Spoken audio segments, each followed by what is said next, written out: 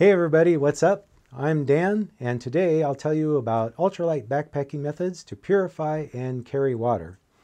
We've been talking about the group of gear known as the second big three, which are cooking, clothing, and today we'll cover the third one, hydration.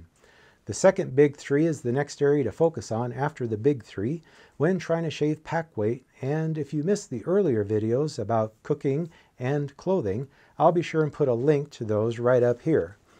This video is Chapter 10 of the tutorial series Ultralight Backpacking for Lightweights, which is all about helping you to lighten your load and truly enjoy your wilderness adventures. By the way, if you're new to the channel, please consider subscribing so you don't miss out on future episodes. So I realize that hydration may not sound as sexy as reviewing packs or shelters, but after all, water is one of the most basic needs for survival, so you want to get it right. It's important to make sure that whatever system you decide to use, it is absolutely reliable and robust enough to handle potentially extreme situations. In this video, I'm not intending to review all possible systems, but rather just to share my personal experiences of what I've tried and discarded and the reasons for feeling confident about the techniques that I use now.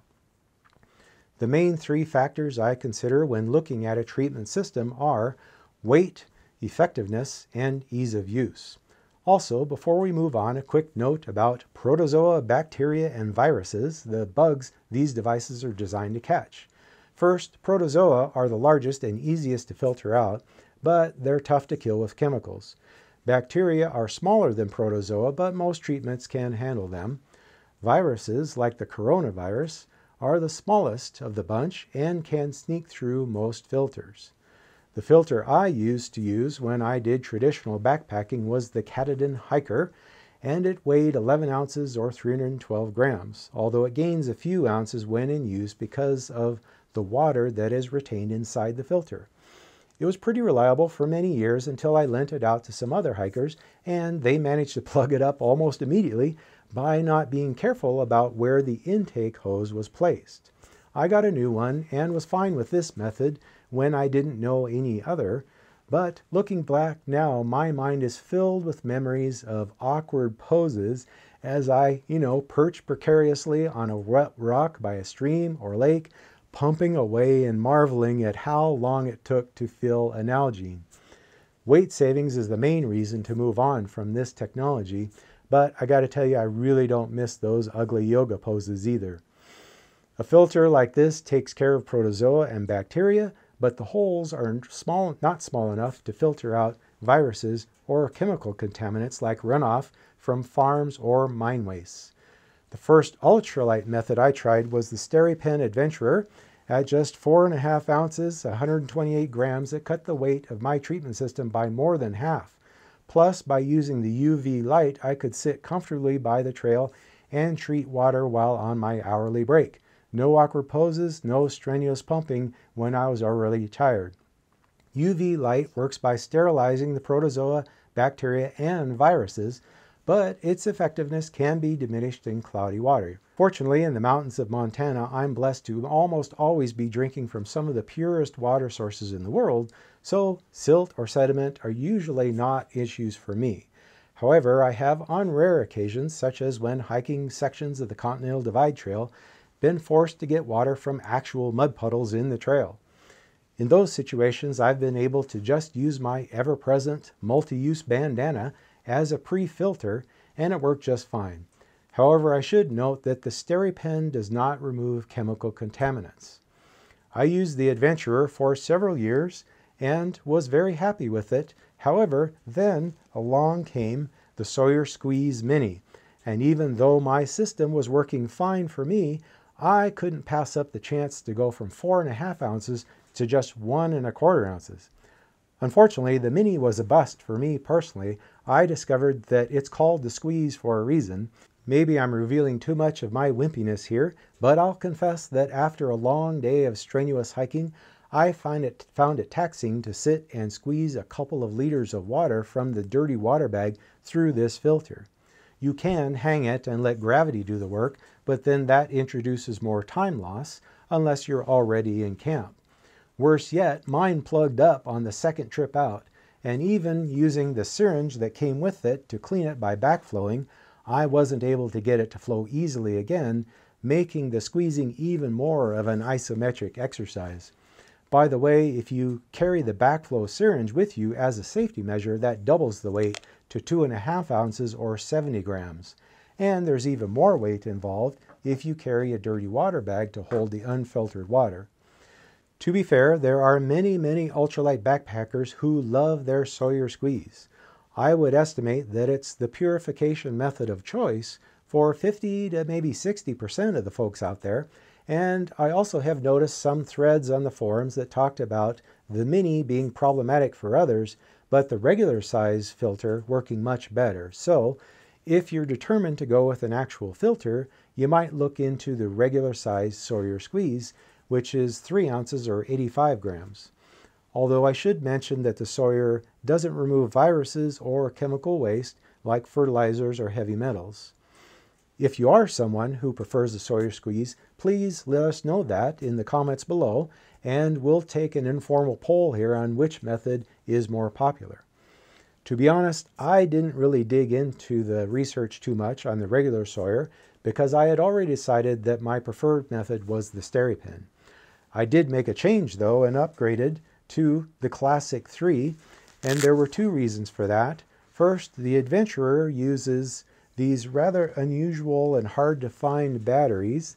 The Classic uses AA batteries, which are available everywhere, and there are 4 batteries instead of 2 in the Adventurer, making the Classic 1.5 ounces heavier, so 6 ounces total or 170 grams, but the power lasts significantly longer, so for me it's worth the trade-off. Second, in my first video, I talked about the benefits of switching from Nalgene containers to some plastic bottles like Gatorade or Powerade for weight savings, and I'll put a link to that video on here as well. So the Classic is just shaped better to fit into those bottles than the Adventurer was, which gets the sensor probes slightly lower into the bottle.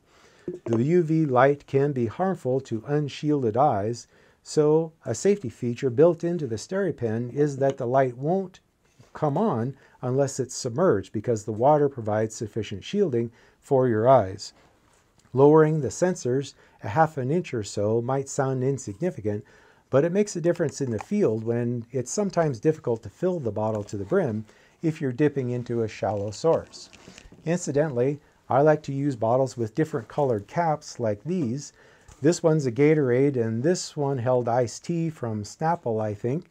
Quite often I'll be hiking along and come to a water source where I have half of one bottle left that's been treated, so I want to fill the other bottle, but it's not break time. So the different colored caps helps me keep track of the untreated water so I can continue to drink from the treated bottle, but wait to treat the other water until the next break. That's another benefit of the UV light over a filter. I can just dip and go and treat it later when it's convenient instead of standing by the stream for 5 minutes. There are 2 potential problems with using a SteriPen. First, it's a gadget and gadgets can break. A lot of people get nervous, especially about the glass around the light emitter. Well, in my experience, I've used the Adventurer for about 8 years and it's still going. I've used the Classic 3 now for about 3 years and no problems with it either. So I find it to be very robust. I just store it in this neoprene sleeve and carry it on the outside front pocket of the pack so it really doesn't get babied either. Second is it works on batteries, which can run down. In all the years of using a SteriPen, I believe I've only run out of power on one trip, which was late in the season, and I just forgot to load fresh batteries that time. With the Classic, I use 4 lithium batteries, and that easily lasts me all season through about 300 miles of hiking.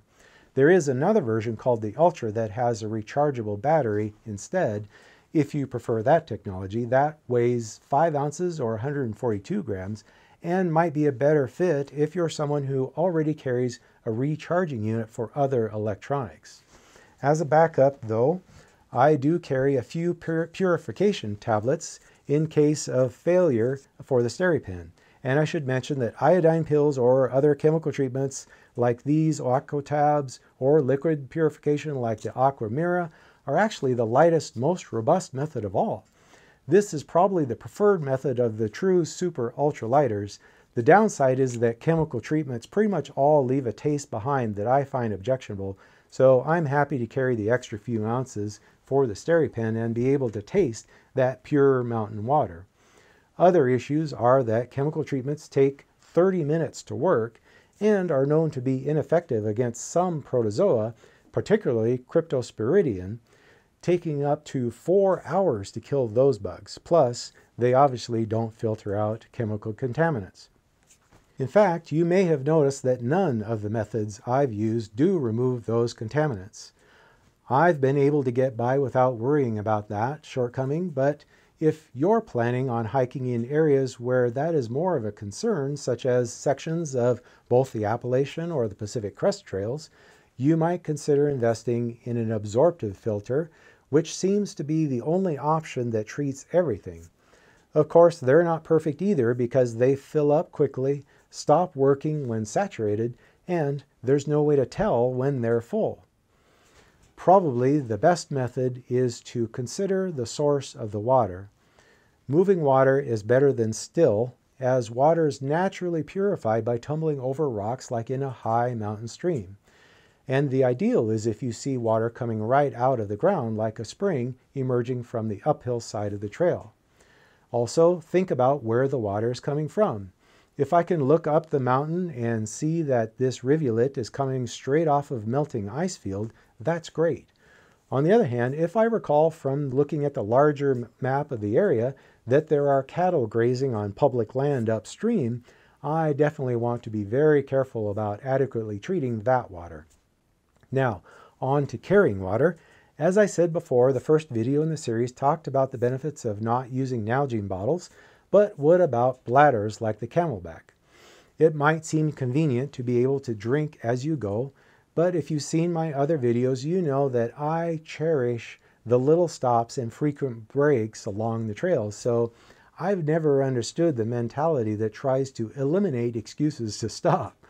I routinely take a 10-minute rest every hour to grab a snack and rehydrate, and if I'm really exerting myself, say climbing a pass or on an especially hot day, it's easy to reach back and grab a quick swallow of water so I don't feel any need to be able to drink more often. Bladders are twice the weight of plastic bottles.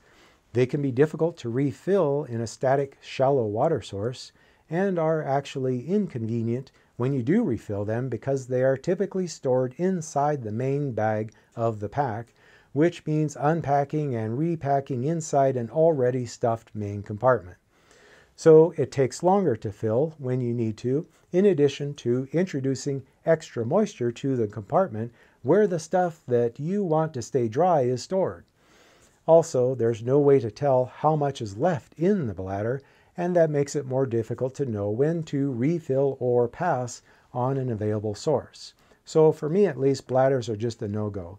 The only time I choose a bladder is when cross-country skiing because it does help to keep the water from freezing, and perhaps that type of carrying system might make more sense in drier conditions, say if you hike in the desert Southwest. Finally, I want to talk a bit about the strategy of carrying water. When filled, these two bottles add 4 pounds or 1.8 kilos to my pack, making water the single heaviest item in the pack.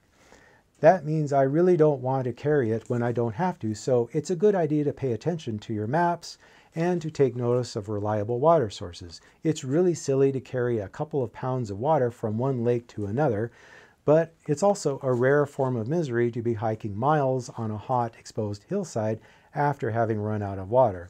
This is what I looked like in that exact situation, not happy.